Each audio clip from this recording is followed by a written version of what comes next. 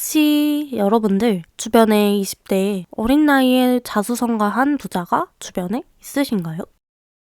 부모님께 재산을 많이 물려받은 소위 금수저가 아니라면 어떻게 이렇게 큰 돈을 어린 나이에 벌었을까요? 여기서는 금수저, 사기꾼, 도박, 불법을 제외하고 어떻게 영앤리치가 되었을까라는 궁금증을 풀어주는 책을 가져왔습니다. 사실 이 책은 호불호가 많이 갈리는 책인데요. 어떤 사람은 쓰레기 책이다, 어떤 사람은 인생 책이다 라고 합니다. 아마 많은 사람들이 젊은 부자가 되는 법에 대해서 회의적인지도 모르겠습니다. 이 책의 저자인 MJ 드마코조차 10대 시절에 젊은 부자에 대해 회의적이었다고 합니다. 부와 젊음이라는 공식이 성립하지 않는 것처럼 보였다고 합니다. 맞습니다. 영앤리치 정말 어려운 길입니다. 아무리 40대, 50대에 돈이 많아도 영앤리치라고 하지 않죠. 가장 젊고 지각이 생기 넘칠 때에 경제적 자유를 얻는 삶은 어떻게 만들어갈 수 있었을까요? 저는 이 책을 23살에 처음 읽게 되었는데요. 사회초년생 때 이 책은 저에게 저의 편견을 깨부수는 인생책으로 자리 잡게 됩니다. 제 얘기부터 드리자면 과거에 저는 대학을 졸업하고 누구나 알 법한 대기업에 들어가서 월급을 차곡차곡 모아서 집을 마련하면 부자가 되는 줄 알았습니다. 저도 예적금을 하면서 월급을 차곡차곡 모아야겠다는 생각을 했습니다. 그런데요, 회사를 다녀보니까 곧 월급만으로는 부자가 될 수 없겠다는 생각이 들었습니다. 40대, 50대에도 서울에 아파트 한 채 못 살 것 같은데 도대체 자수성가한 영앤리치들은 어떻게 되는 것일까? 라는 의문이 들어서 책 한 권을 구입하게 되었습니다. 이 책의 저자는 부자가 되는 길에는 지름길이 있다고 합니다. 안타까운 사실은 그 지름길이 교묘하게 가려져 있다는 것입니다. 당신을 인도하는 것은 지름길이 아닌 생각을 마비시키는 평범한 삶으로 향하는 길이라고 합니다. 저자는 젊은 나이에 람보르기니를 타고 다니는 발명가를 만나게 됩니다. 단지 그 만남은 90초였지만 젊은 부자가 돼야겠다는 생각을 하게 했습니다. 하지만 그 26세까지 새벽 3, 4시까지 음식점, 종업원, 막노동, 피자 배달 등의 일을 했지만 부자는커녕 시간도 없고 우울증까지 찾아오게 됩니다. 사실 저자는 돈을 받고 시간을 팔고 있었던 것입니다. 그래서 저자는 결국 리무진 예약 웹사이트를 구축한 후 수백만 달러를 벌어들이게 됩니다. 리무진 예약 사이트는 곧 시스템 구축을 의미합니다. 이 책의 저자는 아무리 좋은 교육을 받고 열심히 일하고 돈을 모으는 것이 전통적이고 불확실한 방법이라고 말합니다. 이 책은 천천히 부자 되기라는 꿈을 짓밟습니다. 가령 부를 향해 나아가는 길은 3가지 유형으로 요약됩니다. 첫 번째 인도, 두 번째 서행차선, 세 번째 추월차선. 이 지도는요, 가치관에 따라 만들어집니다. 변화를 주려면 우리의 신념이 변해야 합니다. 인생을 바꾸고 싶다면 다른 선택을 내리라는 것입니다. 첫 번째 인도. 인도를 걷는 사람은 누구일까요? 이들은 쾌락과 이미지, 그리고 채워지지 않는 일시적인 욕구 때문에 라이프 스타일의 노예로 살아갑니다. 여기서 부의 3요소는 가족, 신체, 그리고 자유이며 이 3가지 모두 충족될 때 부를 느낄 수 있고, 즉 행복을 얻을 수 있습니다. 특이한 점은 자유에 해가 되는 모든 것은 부의 3요소에 해가 된다는 것입니다. 따라서 인도의 사람들은 라이프 스타일의 노예고 이는 곧 자유를 잃게 되고 이것이 부를 빼앗아 간다고 합니다. 또한 여기에는 히치하이커들이 존재하는데 이들은 재무 계획을 남에게 맡겨 스스로 피해자가 될 가능성을 높입니다. 여기서 우리는 자신을 피해자로 만들 수 있는 사람에게 그러한 힘을 내주지 말아야 하며 인생의 운전석에 앉아 의무를 이행하며 책임지는 삶을 살아야 한다고 합니다. 두 번째는 서행차선입니다. 아마 대부분의 사람들이 여기에 해당될 것이라고 생각합니다. 인도를 걷는 사람은 아무런 재무 계획도 없고 단지 즉각적 만족과 즐거움을 추구한다고 앞서 얘기했었죠. 서행차선은 그 반대입니다. 보다 밝고 자유로운 내일에 대한 희망 때문에 오늘을 희생하기 때문입니다. 혹시 이런 말 듣지 않으셨나요? 저축하고 또 저축해라. 복리의 힘은 엄청나다. 지금 투자한 1만 달러가 50년 후면 엄청나게 불어나 있을 것이다.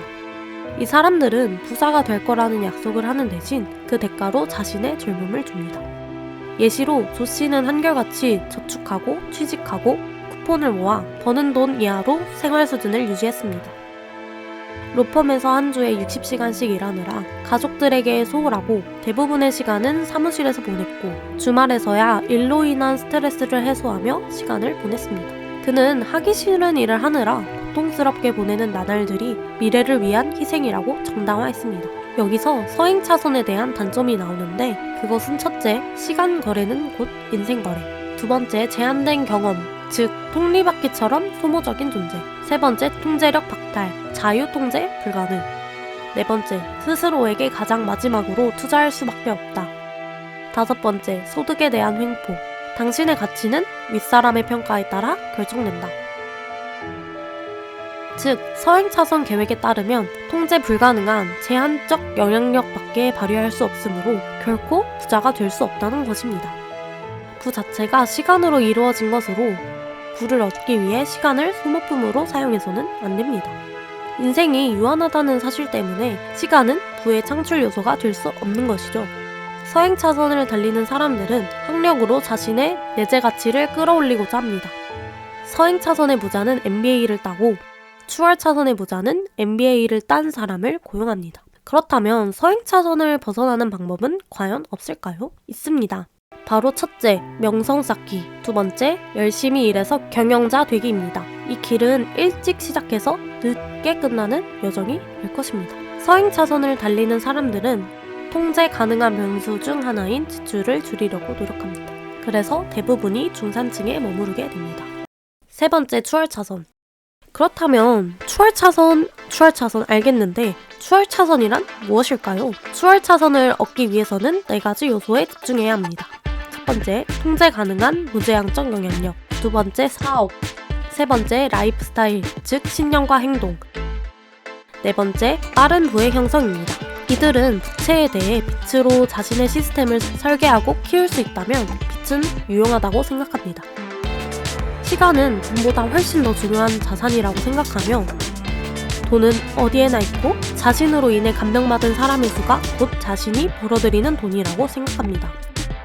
돈이란 자신이 만들어낸 가치를 반영한다고 믿습니다.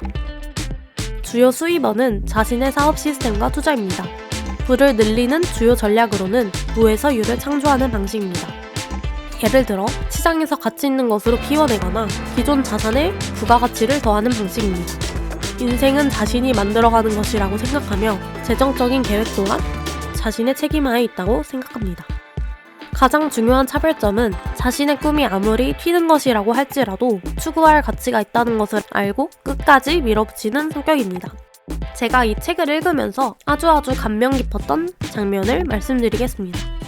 위대한 이집트 파라오가 젊은 조카 추마와 아주르를 불러 신성한 임무를 맡겼습니다. 조국을 위해 기념비적 피라미드 2개를 지어 바치라는 것이었죠. 이 피라미드를 완성시키면 수많은 재물을 주기로 약속했으며 덧붙여 반드시 피라미드를 혼자서 건설해야 한다는 조건을 달았습니다. 아주르는 즉시 이를 실행했습니다. 크고 무거운 돌들을 끌어다가 천천히 사각대형을 만들기 시작했습니다. 몇 달이 지나자 아주르의 피라미드는 토대를 갖추고 이를 본 마을 사람들은 아주르의 건축물 곁에 모여들어 그의 솜씨를 칭찬했습니다. 하지만 1년이 지난 추마의 피라미드는 계속 공터에 그대로 남아있었습니다. 이에 아주르는 추마의 집을 찾아갑니다. 추마, 도대체 뭘 하고 있는 거야? 만들어야 할 피라미드는 만들지도 않고 여기 갇혀서 이상한 기계나 만지작거리며 시간을 보내고 있다니. 추마는 이에 난 지금 피라미드를 만드는 중이야. 날 그냥 놔둬. 라고 말했습니다. 아주르는 코웃음을 쳤지만 추마는 아주르, 너는 부자가 되겠다는 욕심 때문에 눈이 멀어서 멀리 내다보지 못하고 있어. 너는 네 피라미드나 신경 써. 나는 내 피라미드에 신경 쓸 테니. 라고 말했습니다.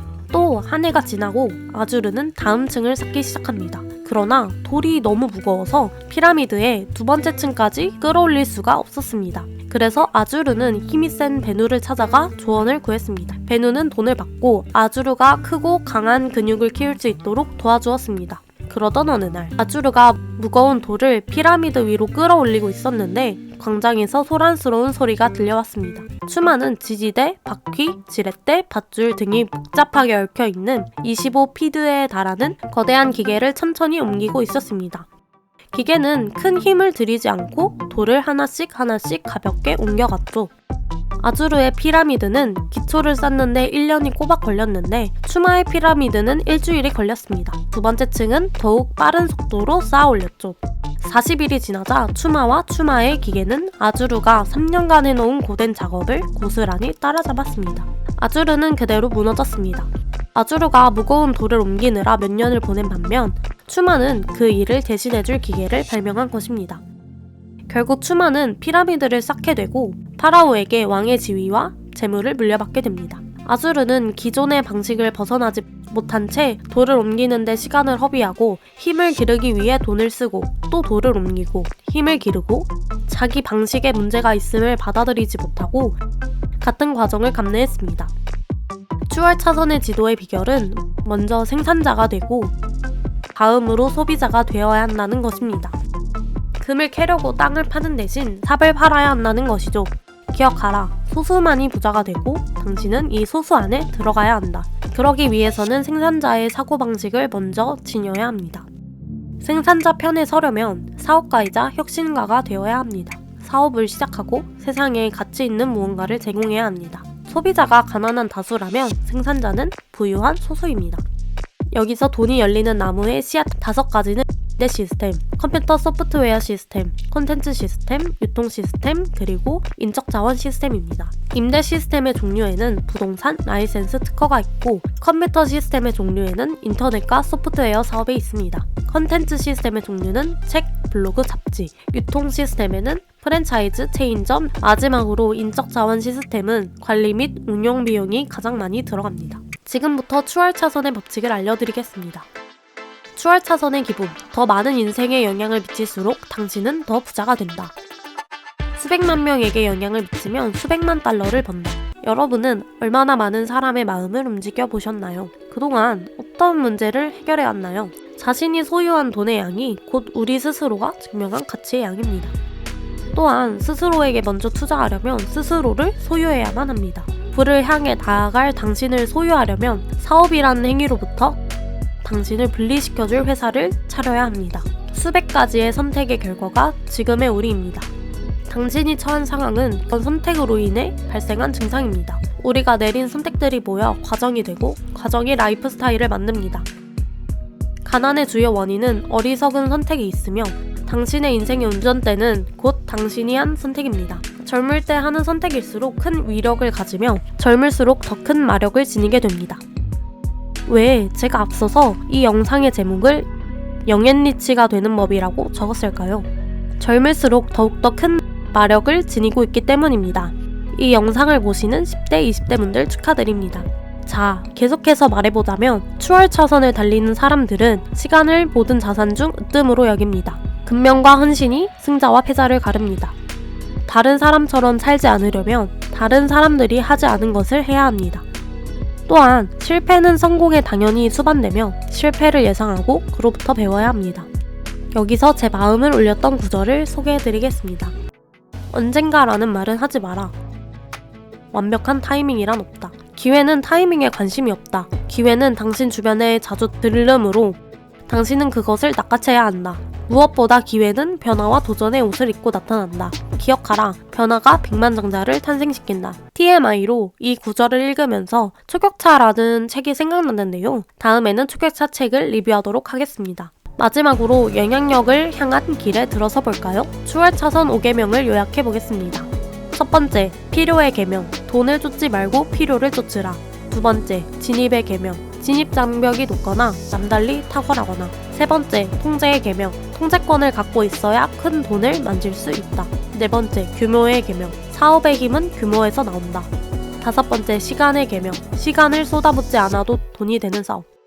아이디어는 많은데 시간이 없다. 나는 100년 정도밖에 살 수 없을 것이기 때문이다. 마지막으로 저의 감상평입니다. 저는 평범한 대학교 4년제를 나와 취업을 하고 저축을 해가면서 부자가 돼야겠다고 생각했습니다.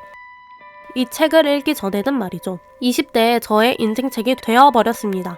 이 책을 읽은 지가 벌써 3년 6개월 전이었습니다. 시스템을 구축해야 된다는 것을 알게 되었지만 평범한 저에게는 사업이라는 말이 딴 세상 얘기였습니다. 그렇게 시간을 벌 수 있는 시스템이자 생산자로 살아가기 위한 방법에는 무엇이 있을까?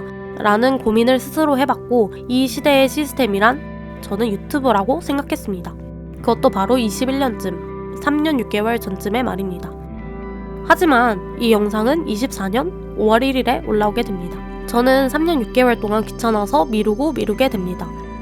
회사를 다니면서 유튜브? 저는 유튜브 편집 기술도 모르고 대본은 또 언제 쓰며 5일 동안 일하고 2일 동안 충전하는 직장인이었기 때문에 포기하게 됩니다. 그 사이에 많은 책튜버들이 등장하게 되었고 그분들의 인생이 달라지는 것을 보게 됩니다. 오늘의 이 영상 마무리는 이 책의 후반부에 나오는 말로 마무리하려고 합니다. 성공은 아이디어가 아닌 실행에 있다. 처음에 사람들은 신기해하고 새로운 일이 가능하다는 것을 믿지 않고 그 다음에는 가능하다면 좋겠다고 생각하고 그러고는 가능하다는 것을 목격하게 되고 그러고는 가능하게 되는데 이쯤 되면 다들 왜 수세기 전에 이것이 불가능했을까 의아해한다. 아이디어는 실행하는 사람이 모든 것을 소유한다. 아이디어는 내면에서 끌어오르는 생각에 불가능하다. 최고의 사업 계획은 실행 업적이다. 실행하지 않는다면 세상 최고의 아이디어를 가졌다 해도 당신에게 득이 될 것이 없다. 소가 당신에게 다가오리라는 기대 속에 가만히 앉아 있어서는 당신이 원하는 우유를 얻을 수 없다. 당신의 시간을 절약해드립니다. 이상 책중독이었습니다. They tell me that I'm never gonna make it. They want me to do something that could make sense. They hate when I keep dreaming I'll be famous, but I don't give a fuck, I'ma keep chasing.